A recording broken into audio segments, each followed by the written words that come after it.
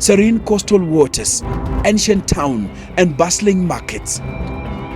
Well, the way the people of Lamu have preserved their way of life, their architecture, is just amazing.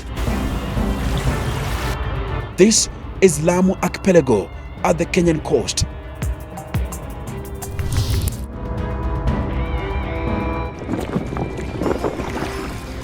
A 1,000 years ago, Lamu's port was among the busiest on the East African coast, a vibrant hub renowned for its natural harbors.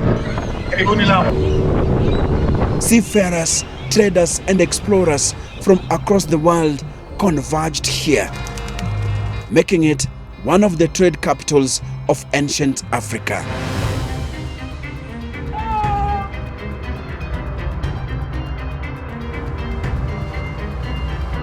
But as the pages of history turn, a new chapter begins. What happens when a modern port rises from the legacy of this historic archipelago? The last few years have seen Kenya crafting a logistic masterpiece. With 3 of the planned 23 berths already in operation, the African nation is installing state-of-the-art technology and fully automated systems, positioning Lamu to handle massive cargo flows in the future.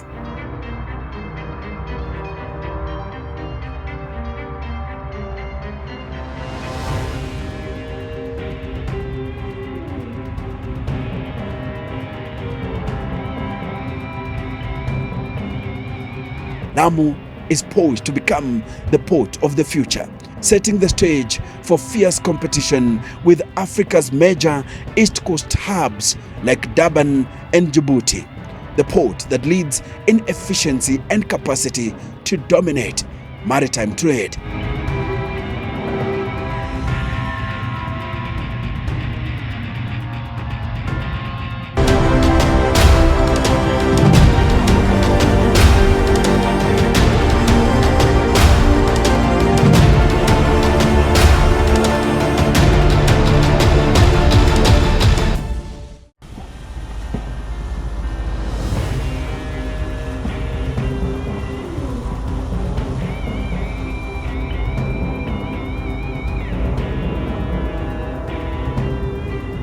On May 13th, 2024, the MV Abeid 2 docked at Lamu Port, carrying 60,000 tons of fertilizer bound for Addis Ababa, Ethiopia's capital.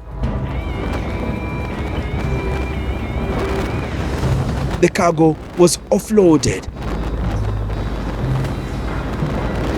repackaged and loaded onto over 2,000 trucks for the 1,269-kilometer journey north. This marked the first significant transshipment through Kenya's second port since its operation began in 2021. We are excited about the port's potential. The arrival of this ship has brought temporary jobs, and we are hopeful that Lamu will flourish as more ships arrive. Kwa hivyo tuna imani kwamba zinapozidi kuja hivi Lamu itapanuka kwa short. Kenya is challenging Djibouti's dominance as Ethiopia's primary gateway, aiming to shift sea cargo routes to Lamu. This shipment was the largest consignment of bulk fertilizer ever to dock in Kenya, underscoring Lamu Port's transformative potential for maritime trade in the region. That was a milestone, officials say. Because the essence of this project, it was made for the 3 countries, Kenya, Ethiopia and South Sudan. Now we are seeing the realization of the dreams of this project, that cargo can come from Lamu Port and transferred all the way using the LAPSSET Corridor to Ethiopia. The modern Lamu Port, once fully developed with all 23 berths, will span a massive 20 kilometers. Experts predict that a record number of ships could anchor simultaneously, making it a game changer for Kenya and landlocked neighbors like Ethiopia, South Sudan, and Uganda. This port is going to be the biggest. Currently, it's actually the biggest in terms of draft and in terms of the channel width, the turning basin, the size of the berths. It's the biggest. You can't compare with Mombasa. Mombasa, the biggest berth in Mombasa is 350 meters. This one is 400 meters. No, the size of the berth, the length. Yeah. You know, so we can park. You know, the length allows you to park a number of vessels. So if we have a vessel of more than 300 meters, Post-panamax, that if it goes to Mombasa now, it has to take more than one berth. It has to take maybe number 17 and 18 together. Itoshare. You know, here, one berth can take one ship very comfortably. Constructed by China Communications Construction Company, the port is the centerpiece of the multi-billion-dollar Lamu Port, South Sudan, Ethiopia Transport Corridor, LAPSSET. Kenya's ambitions for Lamu are clear: to compete with the likes of Durban, Africa's largest and most advanced port, which handles over 30 million tons of cargo annually, and serves as a critical gateway for South African trade. We have had a transshipment business. There are some big ships that have docked here, and then other small ships come. For example, we have had a consignment for Zanzibar a good number of times, and even for Mombasa. This port is vital for connecting the region.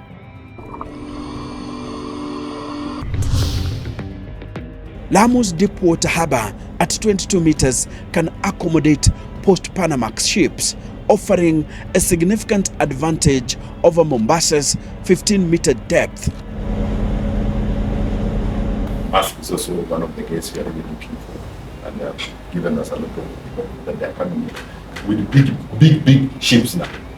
As we can handle a ship that can discharge 10,000 TEUs, 18,000 TEUs.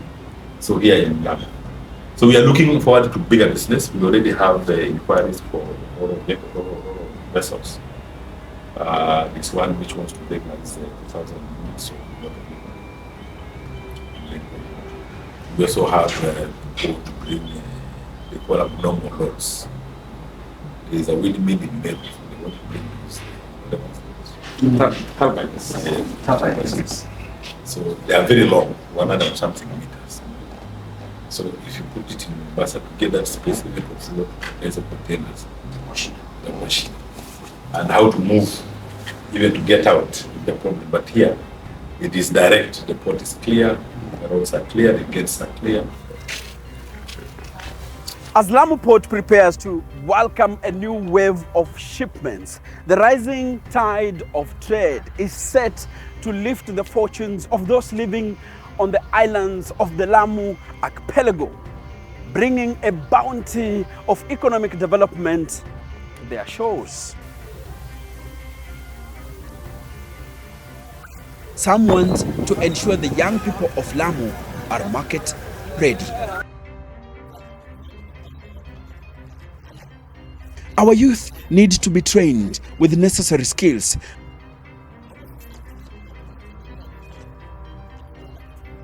This port is a massive opportunity, and I hope our young people will benefit. LAPSSET is not just about port operations.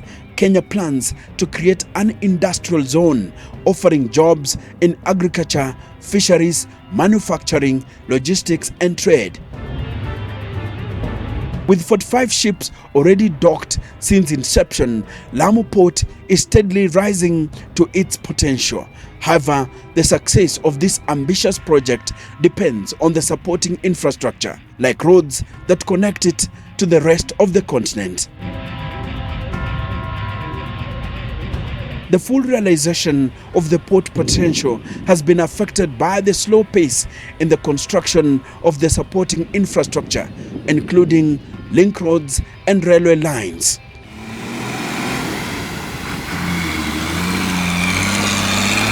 Even though the Isiolo-Moyale Road was completed almost a decade ago, other link roads between Lamu and Isiolo have taken too long to be completed.